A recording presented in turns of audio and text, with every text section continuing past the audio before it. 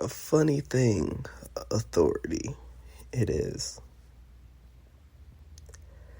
Now, there are many nuanced ways we can look at this and break this down. One way is, okay,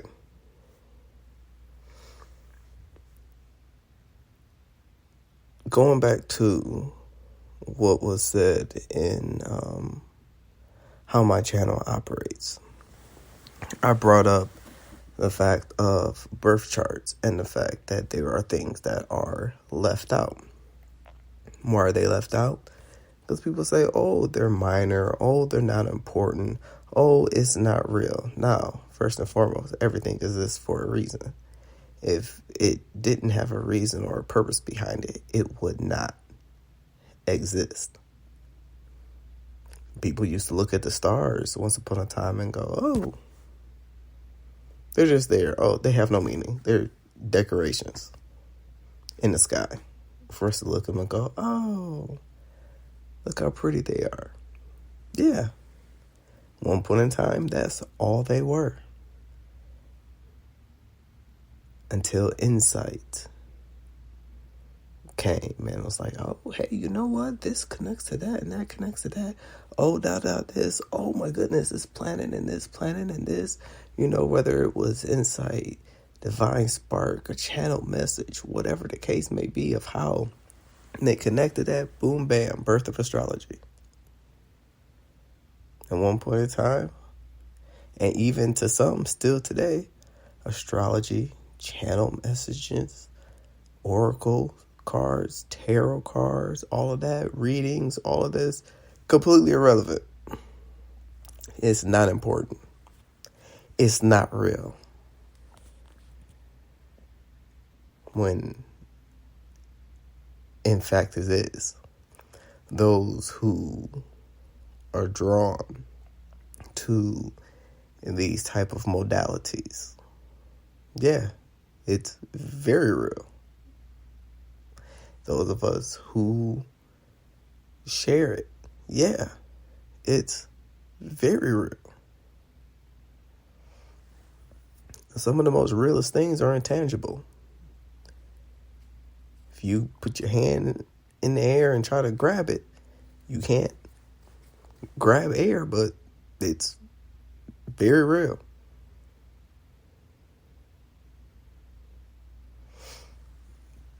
You can't reach up and grab a cloud, but it's very real. Can't reach up and grab a dream or an idea, but it's very real.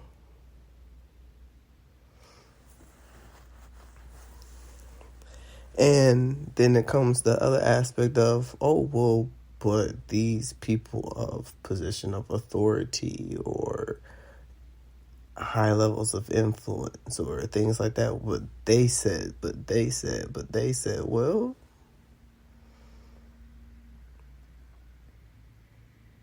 people of high level of influence and authority can't have that influence and authority if it's not for the supporters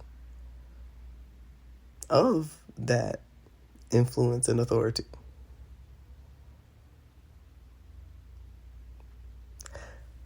But then also at the same time, like if we use the example of Martin Luther King, for instance, because everybody has personal power. Everybody has personal power. So yes, people of high influence and authority, if they're aligned to things that are not as taboo, that are more accustomed to be norms. Well, how did they become norm? Well, it went from being taboo into being norm. There's a lot of stuff that was normal way back in the day that if it was applied now, we'd be like, that's not normal. That's not, oh, hey, we've evolved past that. We're not doing that anymore. You know, we're not, doing the whole eye for an eye thing. You know, at one point in time, that was law. We've evolved past, that. Some of us. Let's get that straight. But we all have a level of personal power. So, like, if you take Martin Luther King, for example, Martin Luther King, position of high influence and authority, but does that before that speech. I say, oh, but he didn't get that until the I Have a Dream speech. Well, he had it within himself. Was he less Martin Luther King at the age of 2 than he was when he gave the I Have a Dream speech? No. Like I said, what makes them is the fact that people are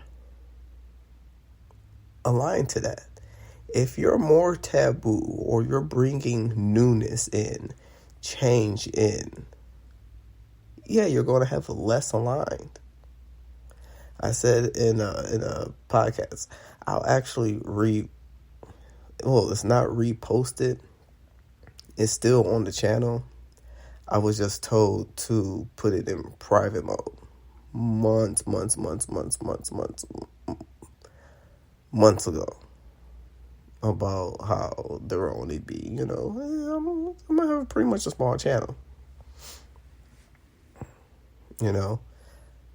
More so at the beginning. Yeah, because of the realm that I connected. And many of us are aligned to that. We are before our time. Things that are more socially acceptable, because if you actually break down the definition of taboo, if you were to look it up in the dictionary, it'll be stuff that is that the sociable acceptable have declined.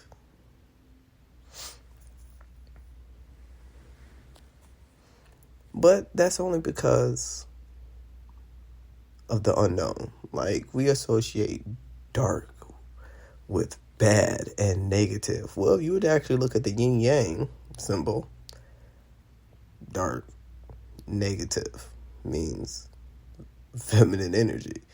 Does that mean bad? No. You gotta think about it in terms of how things flow. There's a feminine energy, there's a masculine energy. So if you look at electricity, there's positive and then there's negative.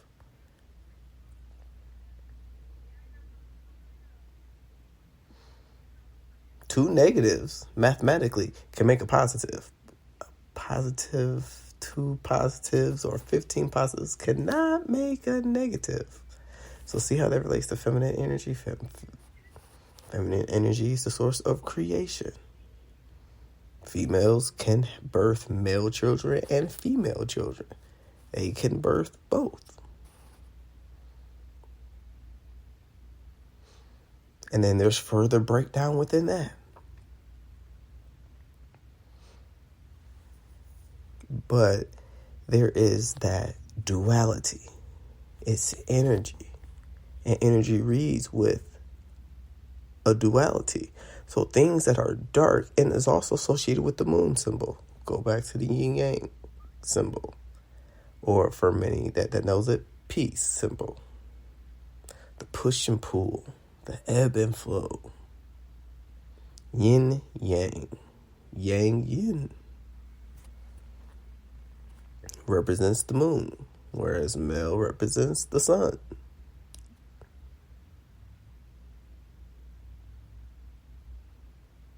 The moon is always things that are hidden and things that are, it's dark, it's bad. It's only bad to people that fear the unknown.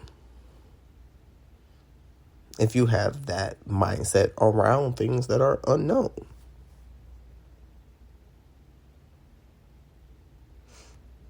When you're walking around your house at night, everything is known, whether the lights are on or whether the lights are all off. You know how to get to the bathroom. You know how to get to the refrigerator to get you that drink of water. Now, if you're in a completely different place, you're a little bit more on edge because it is unknown. You got to feel around to get to that light switch. In your own house, you bypass the light switch because you already know how to get there. So the light is on naturally from within you, from your memory. Versus you in a new place and you're like, oh, hold on, let me find this light switch. Hold on now. You know?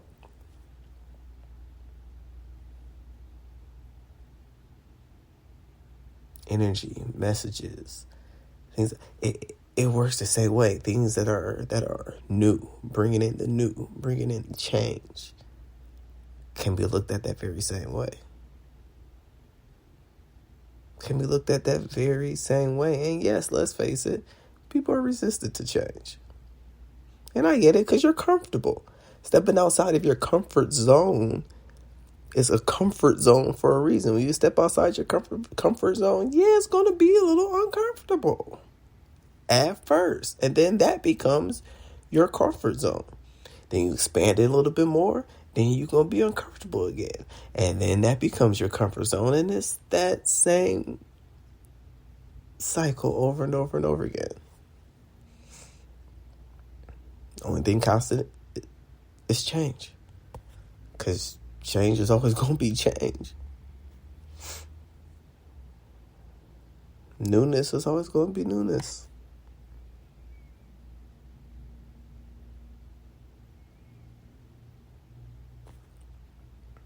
That's the beauty within itself. And to be able to conquer and get over false evidence appearing real.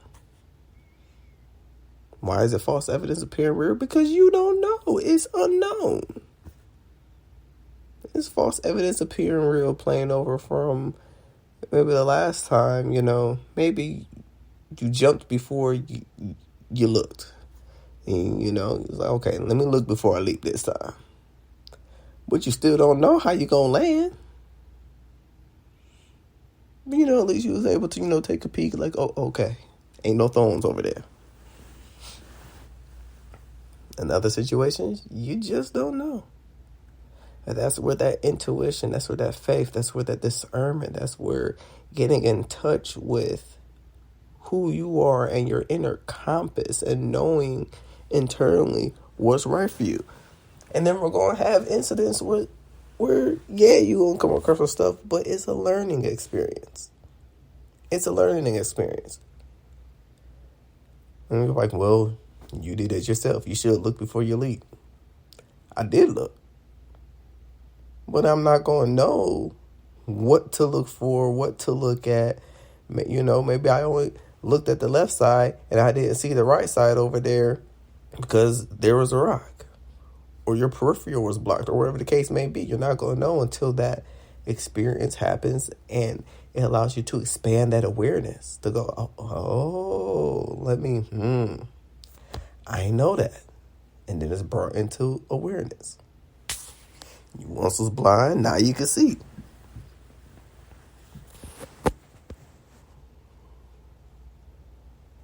And be like, you ran into the wall. Man, why you ran into the wall? Man, dude, you should have turned the light on. I was looking for the light. Like, what? But to get to the light, I ran into the wall along the way. It's going to happen. It's an experience. It's an experience. And it's part of the beauty. It's part of the beauty. I know this was a very nuanced channeling, but messages are messages. The way they come out, and where they lead me, hey, that's where it's supposed to go. Well, until next time, talk to y'all later. Peace.